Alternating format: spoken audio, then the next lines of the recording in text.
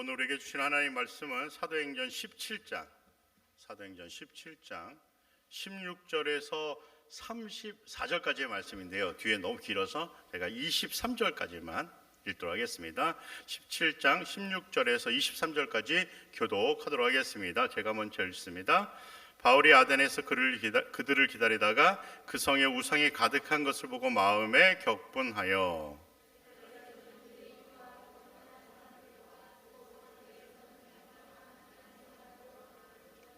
어떤 에피쿠로스와 스토아 철학자들도 바울과 쟁론할세 어떤 사람은 이르되 이 말쟁이가 무슨 말을 하고자 하느냐 하고 어떤 사람은 이르되 이방신들을 전하는 사람인가 보다 하니 이는 바울이 예수와 부활을 전하기 때문이로라.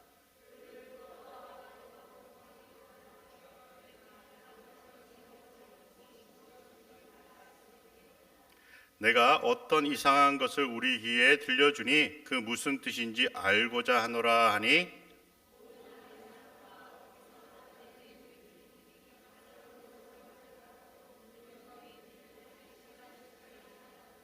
바울이 아레오바고 가운데 서서 말하되 아덴 사람들아 너희를 보니 범사에 종교심이 많도다. 내가 두루다니며 너희가 위하는 것들을 보다가 알지 못하는 신의 계로라고 새긴 단도 보았으니 그런즉 너희가 알지 못하고 위하는 그것을 내가 너희에게 알게 하리라. 아멘. 할렐루야. 옆에 분과 인사드리도록 하겠습니다. 잘 오셨습니다. 사랑합니다. 여기 앞에 설 때마다 무슨 말을 해야 될까 무슨 말을 안 할까 굉장히 고민돼요. 맨날 똑같은 말을 하는데 여러분 웃으면서 너무 잘 오셨습니다. 네. 오늘 말씀이 원래 사도행전 17장 16절에서 34절까지의 말씀입니다. 집에 가서 꼭 한 번 더 읽어보시기 바랍니다. 오늘 주님 말씀하시면 내가 순종하는 우리 모든 성도들에게 주님의 이름으로 부탁드립니다. 아멘. 사도 바울은 약 3년간 유럽을 중심으로 실라와 디모데와 함께 2차 전도 여행을 했죠. 이 전도 여행 가운데 오늘 본문은 현재의 아테네라고 불리는 아덴에서 일어난 일을 기록하고 있습니다. 앞서서 바울은 베레아에서 말씀을 잘 전하고 있었어요. 그런데 13절에 보면 데살로니가에 있는 유대 사람들이 바울이 베레아에서 말씀을 전하는 것을 어떻게 알았는지 무리를 선동하여 소동을 벌였습니다. 그러자 제자들이 즉시 바울을 홀로 아덴으로 피신시킵니다. 아덴에 도착한 바울이 제자들에게 베레아에 아직 머무는 실라와 디모데도 빨리 아덴으로 보낼 것을 요청하며 그들을 보냅니다. 홀로 남은 바울은 실라와 디모데를 기다리면서 아덴을 둘러보고 있습니다. 그런데 아덴을 둘러보던 바울의 마음에 몹시 분하고 노여운 감정이 북받쳐 올랐습니다. 이를 오늘 본문은 격분이라고 표현하였습니다. 그 이유는 온 도시에 우상이 가득했기 때문입니다. 그렇다면 왜 아덴이라는 도시에 이처럼 우상이 많았던 것일까요? 그 당시 아테네라고 불리던 아덴은 그리스도의 수도이자 최대 도시였습니다. 그리고 현재 이탈리아의 로마, 이집트의 알렉산드리아와 함께 세계 3대 도시로 불릴 정도로 매우 유명한 도시였습니다. 그 이유는 아덴이 무엇의 중심지였기 때문일까요? 처음 들어보셔요? 철학과 문화의 중심지였기 때문입니다. 헬라 문화의 철학과 문화의 중심지였기 때문입니다. 그래서 그곳에는 많은 철학자들과 새로운 것을 추구하는 외국인들이 끊임없이 멈추지 않고 유입되고 있었습니다. 이를 대표하는 철학자들이 오늘 18절에 기록된 에피쿠로스와 스토아 철학자들이었습니다. 그리고 아덴에 유입된 많은 사람들은 그렇다면 무엇을 했을까요? 이에 관해서 21절에 이와 같이 기록합니다. 모든 아덴 사람과 거기서 나그네 된 외국인들이 가장 새로운 것을 말하고 듣는 것 이외에는 달리 시간을 쓰지 않음이더라. 뭐에만 시간을 썼다는 거예요? 새로운 것을 말하고 듣는 것. 아덴에 머물던 대다수의 사람들의 시간은 이 새로운 것을 말하고 듣는 것에 집중하였습니다. 그래서 바울과 논쟁한 천학자들이 바울이 예수님과 부활에 대해서 이야기하자 그 이야기를 이해하지 못하고 바울을 아레오바고 법정으로 데리고 간 것입니다. 그리고 그들은 바울에게서 새로운 교훈이 무엇이고 그리고 자신들의 귀에 들리는 이 생소한 것이 무엇인지를 알려달라고 요청합니다. 왜냐하면 바울이 외치는 예수님의 이야기와 부활의 이야기가 그들에게 너무나도 생소하고 새로워 보였기 때문입니다. 그렇다면 에덴 사람들이 찾던 이 새로운 것이란 도대체 무엇이었을까요? 여기서 새로운이라는 헬라어 단어는 사용하지 않은, 전에 알려지지 않은 진기한이라는 의미를 담고 있습니다. 아마도 여기서는 사용하지 않고 알려지지 않았기에 매우 독특하고 특이한 것을 의미하였던 것 같아 보입니다. 아덴 사람들은 이처럼 전에는 한 번도 알려지지 않은 매우 독특한 무엇인가를 찾기 위해 무던히 노력하며 살았다고 성경은 우리에게 말씀해 주고 있습니다. 그래서 자신들이 무엇인가 새로운 것을 찾으면 어떻게 했을까요? 동네에다가 신상을 세우고 기도하였을 것입니다. 그렇다면 진정 새로운 것이 이 사람들이 말하는 알려지지 않은 매우 독특한 하고 진기한 것일까요? 어떤 분의 말을 빌리면 새로움이란 변하지 않는 것이다 라고 말씀하셨습니다. 새로운 게 뭐라고요? 변하지 않는 것. 아무리 새로운 것도 시간이 조금만 흐르면 변해요? 안 변해요? 변합니다. 집도 차도 우리가 그토록 소중히 여기는 그 무엇도 시간이 흐르면 모두 변합니다. 처음엔 저도 머리가 까맸어요. 시간이 지나니까 머리가 점점 하얘지는 거예요. 어떤 분은 머리가 많았을 거예요. 그런데 시간이 흐르니까 조금씩 빠지는 겁니다. 이것은 새로운 것이 아니죠. 변하지 않는 것, 그것을 새로운 것이라 말했습니다. 그래서 변하는 것에 집중하며 살아가는 사람들을 보며 바울은 격분하였다 성경은 기록하고 있는 겁니다. 그리고 회당에서 유대인과 경건한 사람들과 장터에서 만나는 모든 사람들과 변론하였고 철학자들과 논쟁하였다 성경은 기록하고 있는 것이죠. 그리고 아레오바고 법정에 올라온 바울이 아덴 사람들을 향해 진정 새로운 것이 무엇인지를 외치고 있습니다. 아덴 사람들아 두루 너희를 보니 범사에 뭐가 많도다? 종교심이 많도다. 내가 두루 다니며 너희가 위하는 것을 보다가 알지 못하는 시대계라고 새긴 단도 보았으니 그런즉 너희가 알지 못하고 위하는 그것을 내가 너희에게 알리리라. 그리고선 바울의 아레오바고 설교가 진행이 됩니다. 바울은 에덴 사람들이 그토록 새로운 것을 찾는 그들에게 이 새로운 것을 바라보며 종교심이라고 표현했습니다. 그리고 알지 못하는 신에게라고 새겨진 단어를 사용하면서 아덴 사람들에게 너무나도 생소하게 들려지는 이 창조주 하나님에 대한 메시지를 그들에게 전하는 실마리로 삼았다는 사실입니다. 바울은 아덴 최고의회 장소인 아레오바고 법정에서 아덴 사람들의 세계관과 문화를 이해할 수 있는 상징들을 활용하면서 복음을 전하였습니다. 또한 바울은 28절에 기록된 아덴 시인들이 시구를 인용하여 아덴 사람들과 공감할 수 있는 방식으로 또한 복음을 전했어요. 바울은 범신론적인 사고를 지닌 아덴 사람들도 공감할 수 있도록 하나님을 전하려고 노력하였음을 오늘 본문은 우리에게 알려주고 있습니다. 현 시대 복음을 전하는 일, 쉬운 일입니까? 어려운 일입니까? 왜 어렵습니까? 사람들의 지식 수준도 너무 올라갔고 문화 수준도 너무 많이 올랐기 때문입니다. 예전에는 예수 천당, 불신 지옥 이런 한마디로도 사람들이 복음을 접하는 일이 그리 쉽지 않았던 시대가 있었습니다. 이러한 시대도 우리에게 그리 멀지 않은 시대입니다. 그런데 현 시대 많은 사람들이 복음 듣기를 불편해하죠.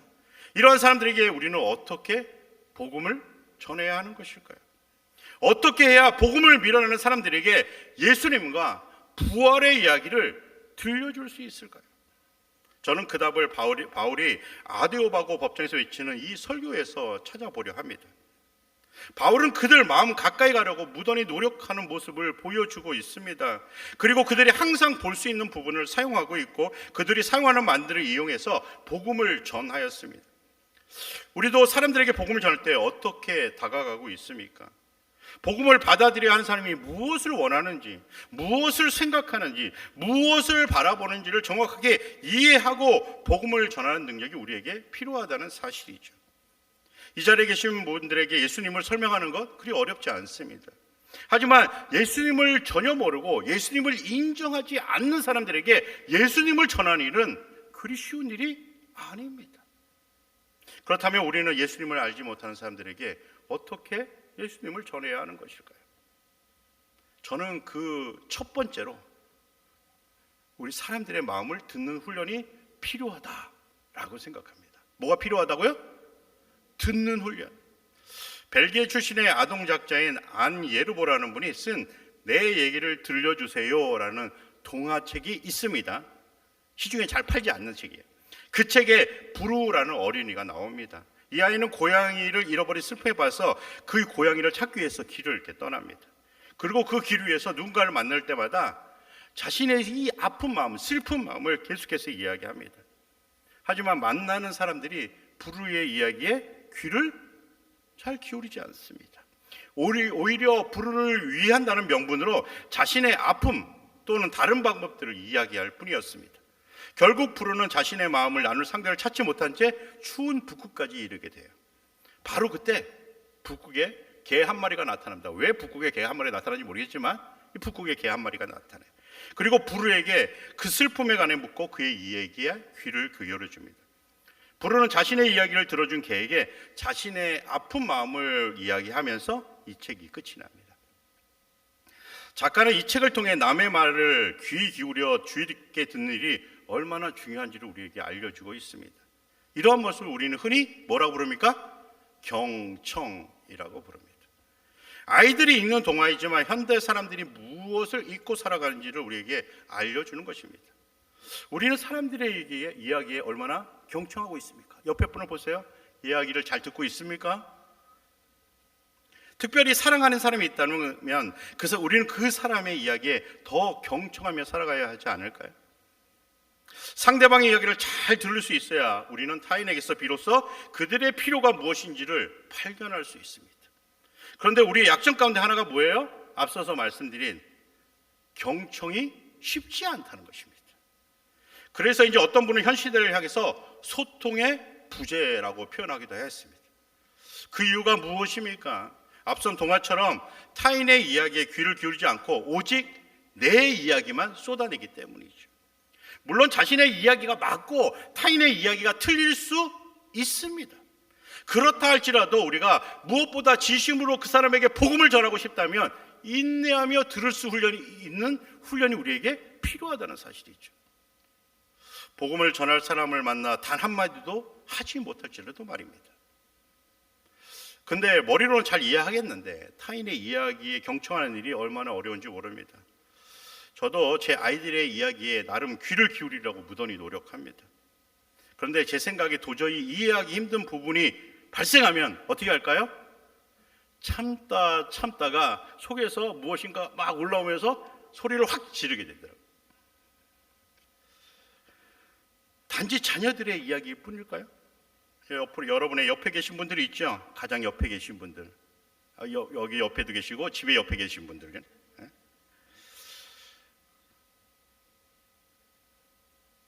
우리가 얼마나 그분들의 이야기에 귀를 기울이며 살아가고 있습니까? 듣다 보면 입이 간질간질해서 말하고 싶은 욕망이 입술에 가득합니다. 물론 지금도 저는 잘 듣는 편이 아님을 인정합니다. 이처럼 가족들의 이야기를 듣기도 쉽지 않은데 일명 삼자라고 불리는 사람들, 예수님을 모르는 사람들, 예수님을 인정하지 않는 사람들의 이야기를 우리는 얼마나 듣고 있습니까? 속으로 이렇게 생각하지 않습니까? 뭔 말도 안 되는 소리야. 근데 상대방도 우리 이야기를 들으면서 똑같이 생각합니다. 무슨 말도 안 되는 소리야. 우리는 듣는 훈련이 필요합니다. 그 이유는 복음이 필요한 분이 우리 주변에 너무나도 많이 계시기 때문이죠. 복음이 필요한 분들에게 하나님이 주시는 이 짧고도 귀한 시간에 복음을 전하기 위해서 우리에게 또 필요한 것이 있습니다. 그것은 바로 내가 복음의 사람이 되는 것입니다. 사도 바울의 전도 여행을 되다보면 물론 복음이 수월하게 앞선 베레아처럼 수월하게 전해진 것도 있어요. 하지만 대부분은 감옥에 갇히거나 두들겨 맞거나 쫓기고 도망치는 모습이 가득합니다. 오늘 본문의 장소인 아덴으로 올 때도 바울이 사람을 피해 주변 사람들의 도움을 받아 배를 타고 산을 넘어서 장장 320km를 도망갔습니다. 그런데 그 도망친 그곳에서 복음을 전하기 위해 다니다가 우상을 보고 마음에 격분이 일어났다. 오늘 본문은 기록하고 있죠. 그리고 그 우상을 섬기는 그들을 향해 하나님이 주신 지혜로 자신이 할 수 있는 최선을 다해 복음을 전하는 모습을 오늘 본문은 기록하고 있습니다. 그 이유가 무엇입니까? 오직 바울이 복음의 사람이기 때문입니다. 복음으로 바울이 새로워졌기 때문입니다. 단지 복음을 말로 전하는 사람이 아니라 삶으로 전하는 사람이 되어가고 있었다는 사실입니다. 제가 골략교회 왔을 때 이 주변은 온통 산이었습니다. 믿기지 않는 분들도 계시겠지만 온통 산이었어요. 근데 지금은 수영장, 스포츠센터, 그리고 아파트 3개, 그리고 초등학교, 중학교, 주민센터가 얼마나 크고 아름답게 새로 지어졌습니까? 세상은 이처럼 예전보다 훨씬 더 빠른 속도로 변해갑니다. 그래서 사람들은 이러한 속도에 발맞추기 위해 무엇인가 새로운 것을 찾으려고 무던히 노력하며 살아가는 것 같습니다. 하지만 이러한 빠른 변화 속도에도 변하지 않는 것이 있다는 거예요. 그것은 바로 복음이라는 것입니다. 빠르게 변화하시는 시대에 변하지 않는 복음을 전하기 위해서 우리에게 듣는 훈련도 필요하고 이와 함께 우리가 복음의 사람으로 살아가야 한다는 사실입니다. 왜냐하면 우리는 복음이 필요한 이들에게 복음을 전해야만 하는 사람들이기 때문입니다. 우리는 복음의 사람이 되기 위해 어떠한 인생의 길을 걷고 있습니까? 우리는 복음의 사람이 되기 위해서 우리 주변 사람들에게 어떠한 빛을 비추고 있습니까?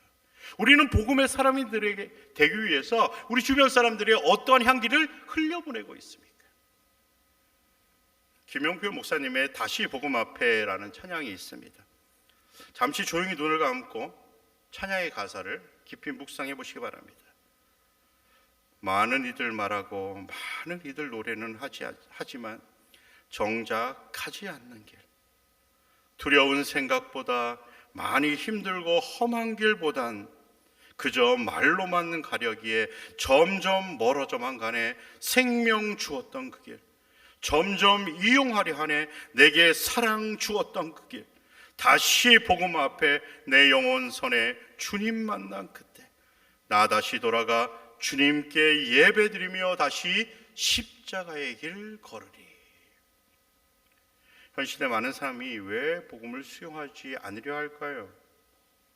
하나님은 알라딘에 등장하는 램프의 요정이 절대 아니십니다.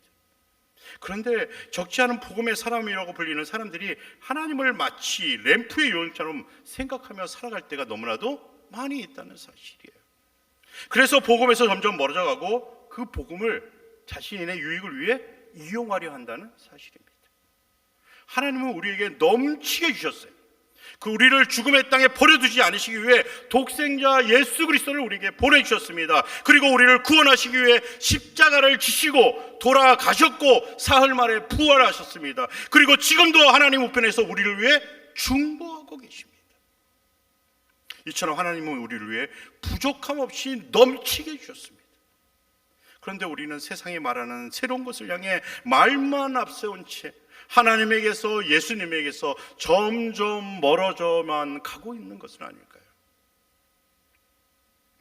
그래서 사람들이 복음에 둔감하면서 살아가게 된 것은 아닐까요? 혹시 말로만 가려 하다가 우리에게서 복음의 진리가 변한 것은 아닙니까? 복음은 변하지 않습니다. 우리가 다시 복음 앞에 서게 된다면, 다시 예수님을 만나게 된다면 우리는 복음의 사람이 되어 십자가의 길을 걷는 믿음으로 살아갈 수 있습니다. 사랑하는 성도 여러분, 타인의 이야기에 귀를 기울이며 복음을 전할 수 있는 기회를 포착하시기 바랍니다. 이를 위해 복음의 사람이 되는 일에 매일매일 훈련하시길 부탁드립니다. 이러한 우리의 삶의 방식이 영원히 변하지 않는 복음이 무엇인지를 사람들에게 보여주게 될 것입니다. 빠르게 변화되는 시대, 어떠한 순간에도 변하지 않는 복음을 전하기 위해 복음의 사람으로서 타인의 이야기를 마음을 다해 귀를 기울이며 살아가시는 우리 골략교회 모든 성도님들 되시기를 주님의 이름으로 간절히 축원드립니다. 사랑과 은혜가 충만하신 아버지 하나님, 우리는 모두 복음의 은혜를 누린 사람들입니다. 그러므로 이 복음의 은혜를 주변 사람들과 함께 누리며 살아갈 수 있도록 타인의 이야기에 마음을 다해 귀를 기울이는 복음의 사람 되게 하여 주시옵소서. 그래서 우리를 통해 하나님의 영광이 예수 그리스도의 십자가가 빛나게 하시기를 간절히 소망하며 우리의 유일한 구원자 되신 예수님의 이름으로 기도합니다. 아멘.